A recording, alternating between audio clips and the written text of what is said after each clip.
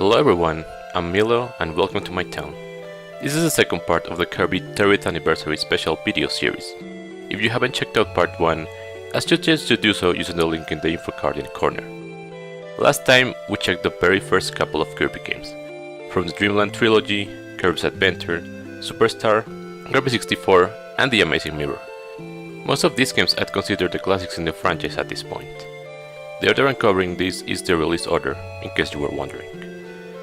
In this part, we'll check out mainly the Nintendo DS titles, the middle ground between the classic games and what is mostly deemed as modern Kirby titles nowadays. Without further ado, let's begin.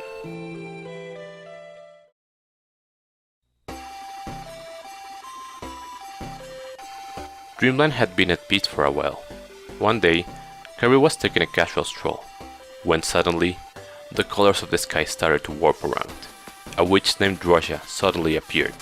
She started casting a spell and turning the entire land into an inanimate painting.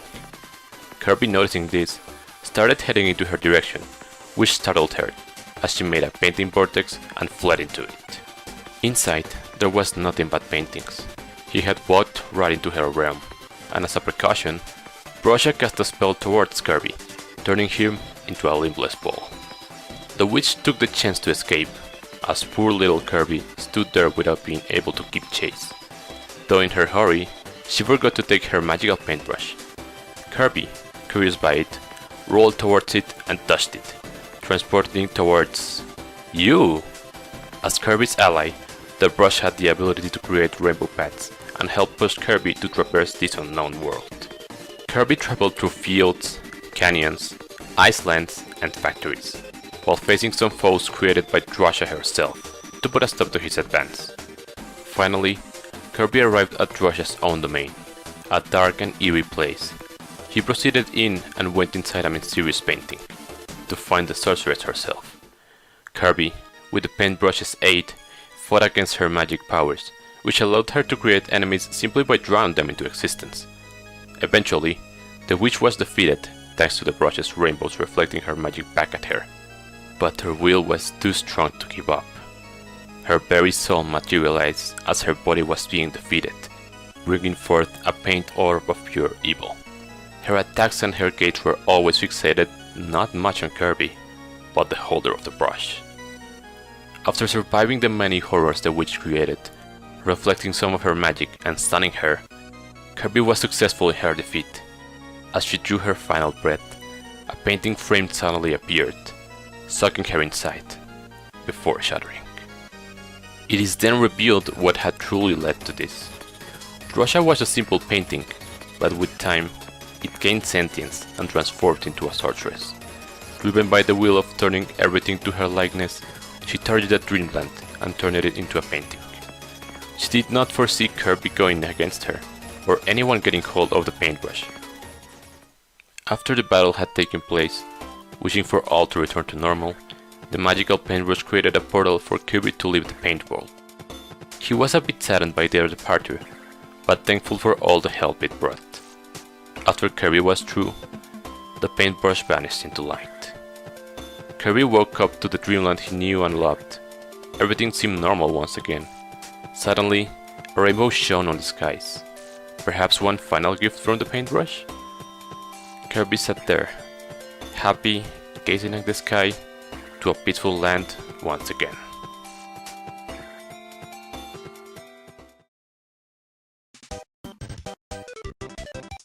It was a peaceful afternoon in Dreamland. The clouds and the sky made it a perfect time for Kirby's favorite part of the day, snack time. Kirby had a delicious and fluffy slice of strawberry shortcake. Kirby's mouth was watering as he went to dig into this delicious treat, when suddenly, the cake vanished. Someone had quickly swept it from Kirby's grasp and run away with it. This must have been King DDD.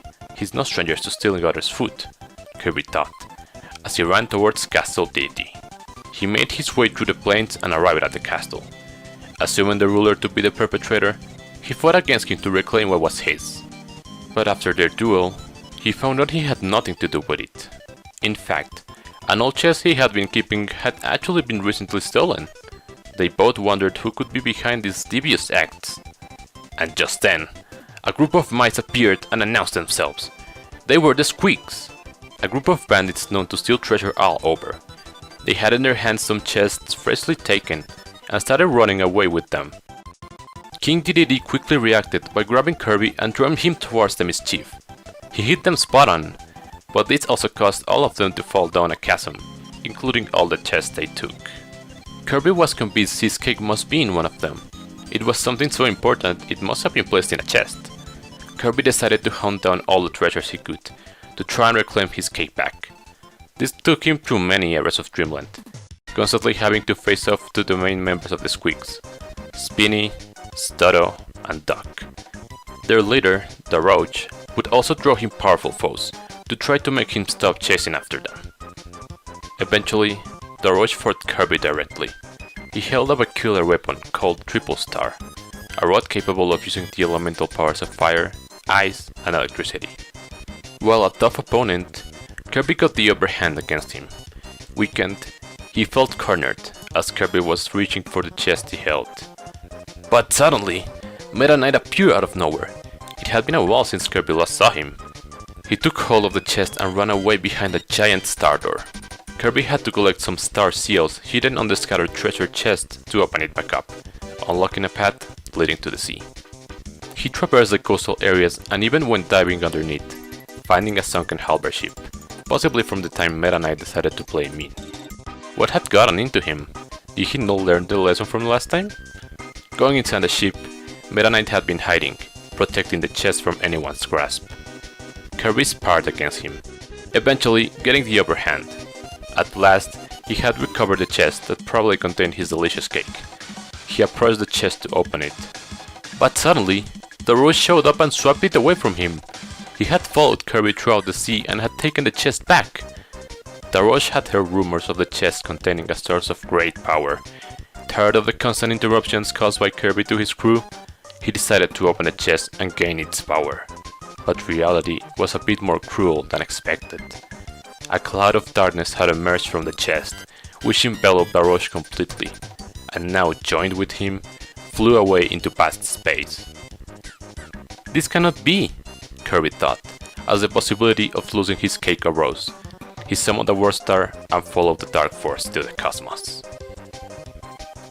Eventually catching up, Kirby found himself in front of Dark the Roach, the same leader of the Squeaks, but now emanating a powerful dark energy. His movements were more erratic and more aggressively tried to take Kirby down, but he managed to win in the end. Freeing the Roach from this influence, a Dark Star emerged and began to flee. Kirby picked up the Roach's Triple Star weapon and gave chase. He eventually arrived at the center of a sort of black hole, where the Dark Star suddenly began forming, revealing its true form, Dark Nebula. It was a mighty foe. Being able to summon the elemental powers of ice, fire and electricity, it gave Kirby a tough time. But as he did many times in the past, Kirby bested this foe as he began to disintegrate into nothingness. Dark Nebula was another ruler of darkness, possibly another incarnation of dark matter. It had been sealed for many years in the chest, the same one that had managed to end up safely stored in King Dedede's castle. Meta Knight had some knowledge of the contents of the chest, and was alarmed when learning about its disappearance, eventually having to fight Kirby to prevent the chest from being opened. But alas, Kirby had managed to save the day once again. As he wondered where his cake had truly gone to, he returned home. The Squeaks had decided to send another shortcut to Kirby, as an apology gift for all the trouble they caused. They then departed to look for treasure elsewhere. It was about time Kirby had his chance to savor the sweet goodness, and knowing the land was safe once again, he enjoyed his evening treat to the fullest.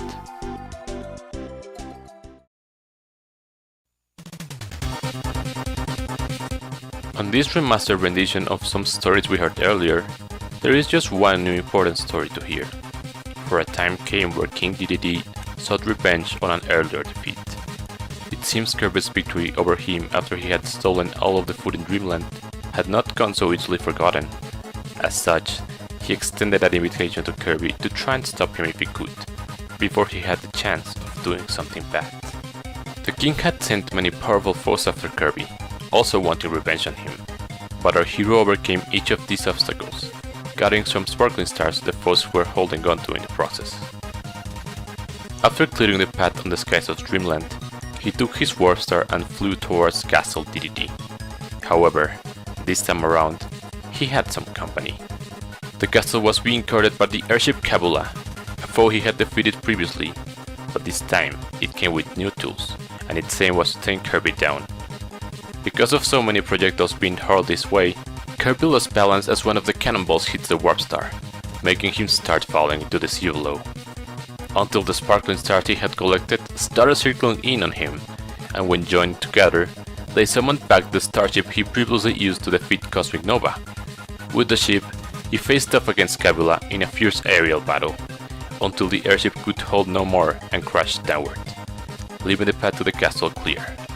Inside the castle, DDD and his minions noticed Kirby had infiltrated them, and sent after him some of their stronger soldiers.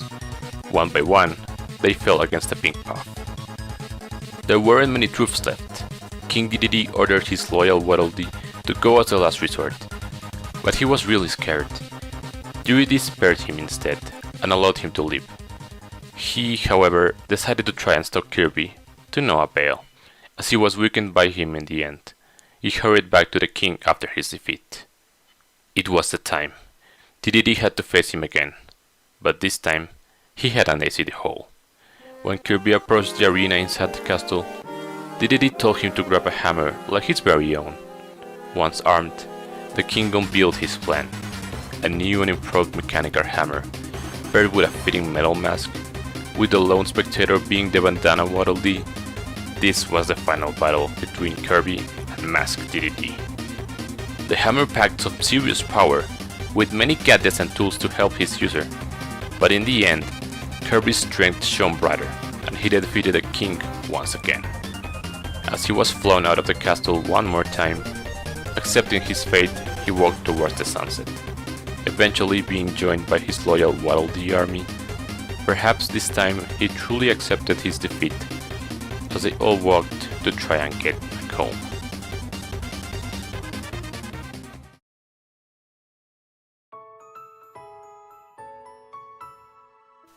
Days of peace had been the norm of Dreamland for a while, but one day, some rumors of a sorcerer that would turn people into yarn started becoming the talk of the inhabitants.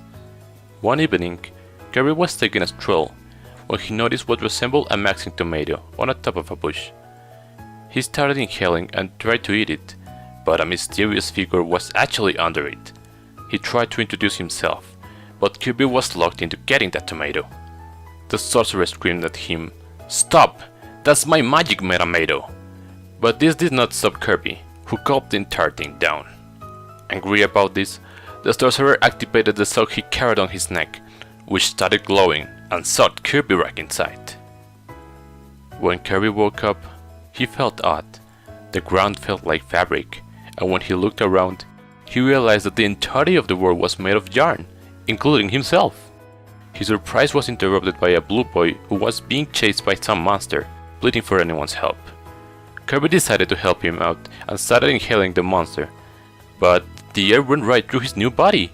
His usual methods were not going to work, but deep inside him, he felt a strange new power, and instantly morphed his yarn body into the form of a car, which he used to take the boy to safety. It seems the tomato Kirby had eaten had given him the ability to transform at will with his new yarn body. Kirby and the boy arrived at some castle grounds. He then introduced himself as Prince Fluff, the ruler of Patchland, where they now stood. He explained that a sorcerer named Jin Yarn had recently caused havoc in Patchland. He had stolen the fabric that held the very land together, materials known as magic yarn, and had caused all of the many areas of the land to split apart, not to mention his monsters roaming all over the place. As he was explaining the damage Jin Yarn had caused, another monster suddenly appeared and grabbed hold of him.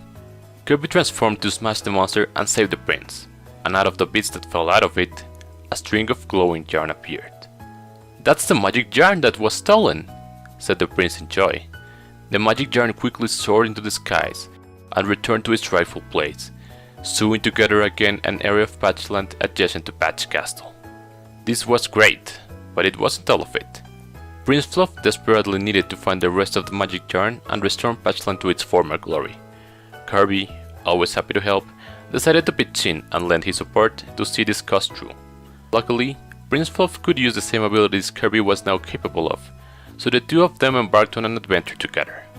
Kirby was offered a temporary apartment to rest while he remained on Patchland. Its owner and his brothers helped provide Kirby with furniture to decorate as he pleased. In return, Kirby would help them decorate new rooms in the building, which helped them bring in new tenants and bring life to Quilty Square. Kirby and Prince Fluff continued to traverse the areas of Patchland, eventually finding some special patches called metamortics, which allowed them to be weaved and transformed into many different forms to aid on their quest. As they moved through the lands, they would find some big threads set up by Gingerm, which once defeated, would reveal they had been weaved using the magic yarn pieces. After managing to recover one, another area of Patchland would get joined together again, and the heroes would be allowed to proceed further to fulfill their quest. Meanwhile, back in Dreamland, sinister plans had started to develop. King DDD was revealing the work of his Waddle-Dees, moving around the treasures in his castle, but he noticed that some of them looked odd. He didn't mind it too much, but these were fake yarn Waddle-Dees created by Gingerm, who was plotting to fill Dreamland with his creations. A while later, chaos started spreading, as the yarn Waddle-Dees had managed to capture all the real ones, and after being cornered, they too overwhelmed King DDD and trapped him in their yarn. Gingerm went out of his hiding spot and rejoiced by the capture of the king, sucked him into the magic suck, and sent him into Patchland. Laughing at his plan of controlling Dreamland came ever closer, though admittedly he had no real purpose of his actions, but he was driven by having the power to be able to control the land. As Kirby and Prince Fluff continued to stream back the areas of Patchland, they were getting close as just 2 pieces remained. Their journey had taken them to a snowy palace on which King DDD had landed on. When he spotted the two, he was rejoiced to see a familiar face and ran towards them. However, before he could explain his situation, a puppeteering device suddenly came forth and latched its strings onto King DDD. The poor ruler was being controlled again. Kirby and Prince Fluff dealt with it by removing the button supports from the device, managing to free DDD in the process, and revealing a magic yarn piece found in the puppeteering strings. Using it, the final area of Patchland was sewn in back into the main piece. Their quest was almost over. As King DDD was left to rest, they ventured out into the Spaceland. Back at the skies of Dreamland, Meta Knight was out on his battleship, the Halberd. He noticed now that the landscape had changed drastically. Many areas were now covered in patches and stitches. He sat there wondering who would do such a thing. He suddenly got ambushed as Gingerm jumped to the deck, and catching him unaware, sucked him into the suck, sending him to Patchland. As Kirby and Prince Fluff progressed through Spaceland, they arrived at some sort of arena. Upon entering, they found Meta Knight.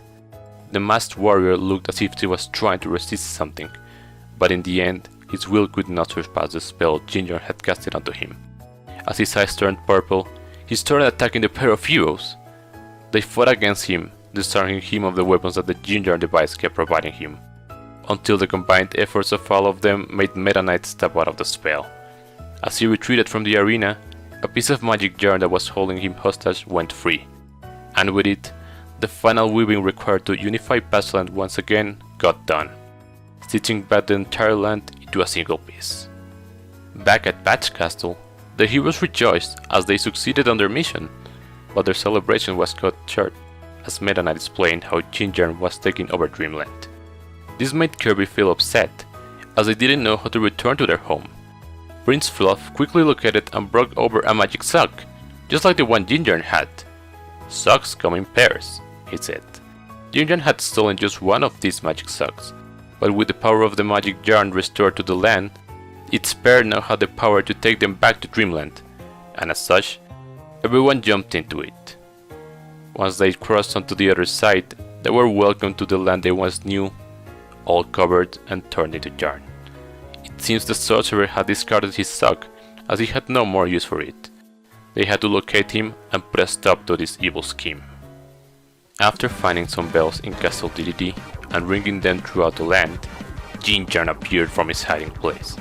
interrupted the calming sound and bringing an eerie aura to the place. This was the time to take him on. His power was very notable. Thanks to his knitting needles, he was able to craft back some of the foes that the pair had fought beforehand. They took them down and then used some of the attacks he would send their way to take him down, eventually managing to grab him by his bottom nose and knit him apart. As his needle fell to the ground, a final piece of magic yarn sprang out of its remains, and the pair did a dance to commemorate their success. Until they noticed that needles were reacting. It seems in Yarn's consciousness was the pair of knitting needles all along. They quickly took the magic yarn and knitted a new body in the shape of a tank, Mega Yarn. Kirby and Fluff weren't sure what to do, but Meta Knight saved the day as he brought a Metamortex patch, allowing them to likewise turn into a tank. The two machines then duked it out in a projectile fight, Yarn being able to just knit rockets to make it rain at them, but the combined power of the two managed to unravel the entire body of the beast, and after removing the excess yarn, grabbed a hold of the needles and flogged them back directly to patch length. With Yarn's influence gone, the yarn spells started to dissipate, and Dreamland and its residents returned to their original forms. It was the time to say goodbye. Kirby was a little saddened about his new frame leaving, but Fluff let him keep the magic sock, telling him he would always be welcome back at Patchland if he held onto it. After Fluff had returned to his home, Kirby would take a nap holding onto the sock, dreaming of their friends with a clear mind that both of their lands were once again at peace.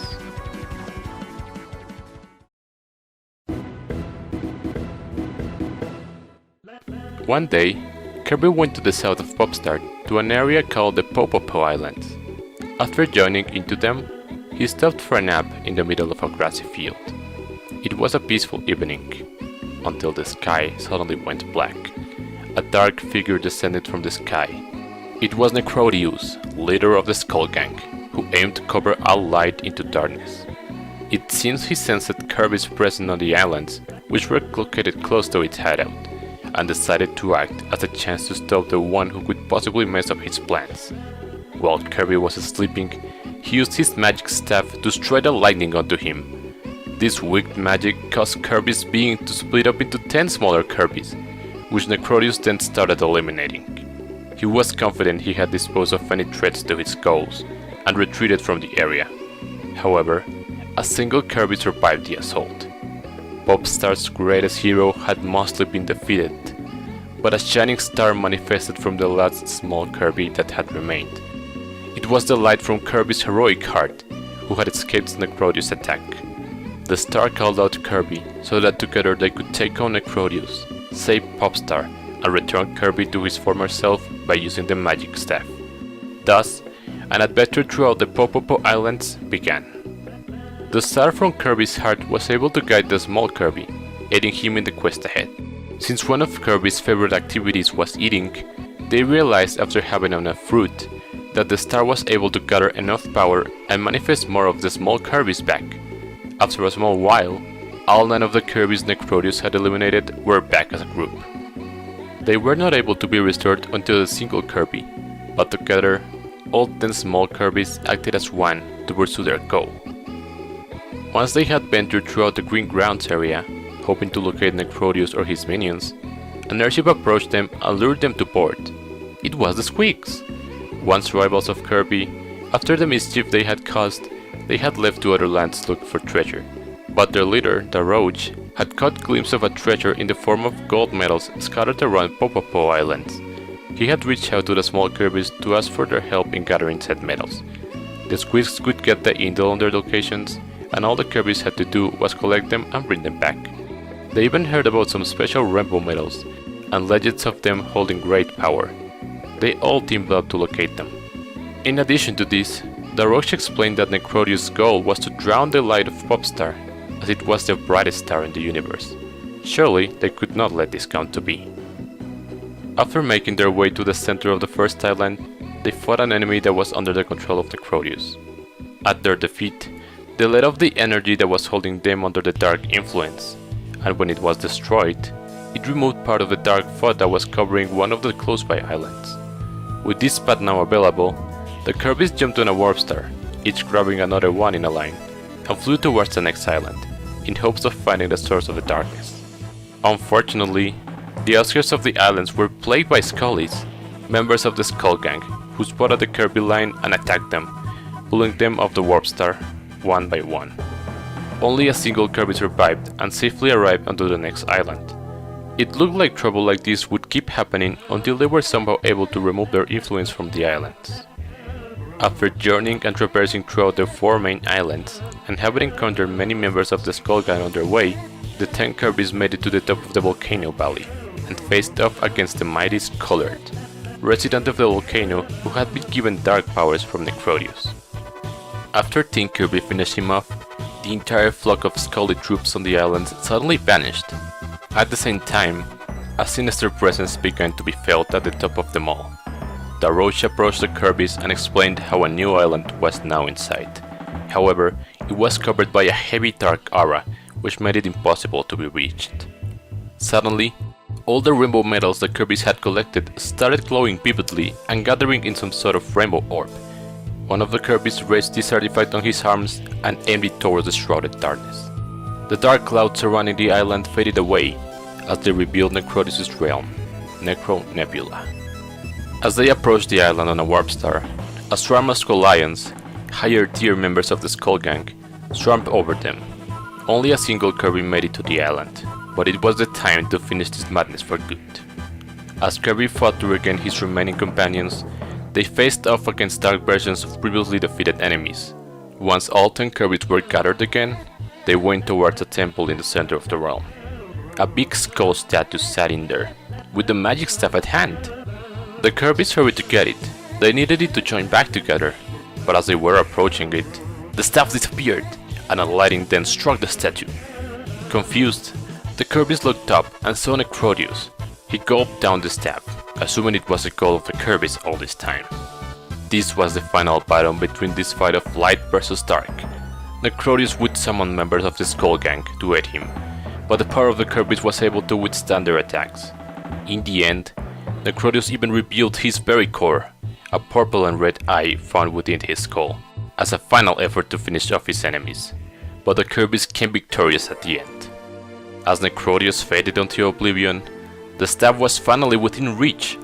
The heroic heart commanded the Kirbys to gather around it and use its magic, which resulted in the 10 of them combining again into a singular, regular Kirby.